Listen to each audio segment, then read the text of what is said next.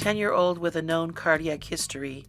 He's in full arrest and the monitor shows ventricular fibrillation.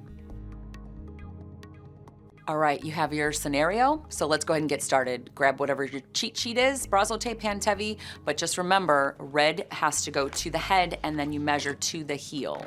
So you can see clearly this child falls into the zone.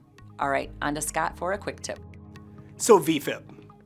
Vfib is best described as a jello jiggle rhythm.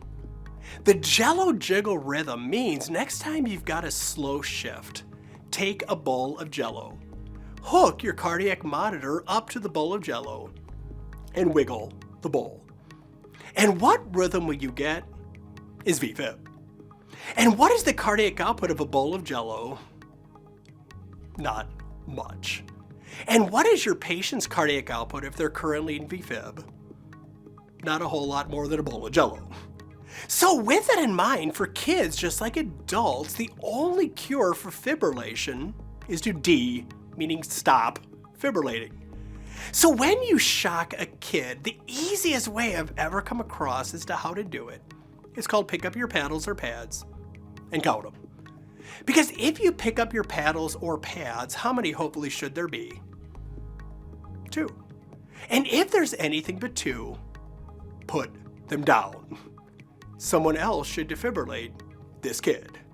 But if you can count, you can shock. Why? Everything in kids is something per kilo. And therefore, the first time it's 2 joules per kilo.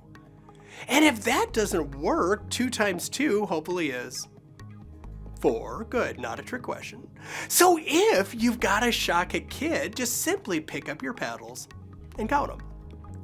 And that's what was taught, is taught, continues to be taught. However, 2 things you're going to see coming in the near future. Number 1, in several countries outside the United States, for years they've taught that if 2 joules per kilo doesn't work, they go to 4. So they're like, well, why are we messing with 2?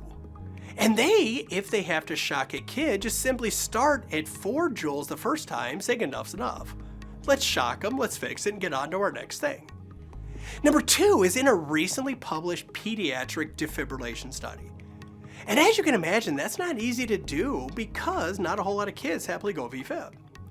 But what they've shown in this study was kind of neat, and that's 2 joules per kilo did not work in a decent percentage of kids. 4 joules per kilo did not work in a fair percentage of kids, and they had to go a whole lot higher.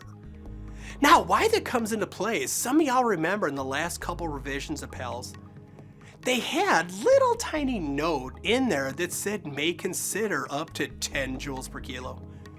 And many people understandably didn't really give it a second thought because we had 2 didn't work, and went to 4.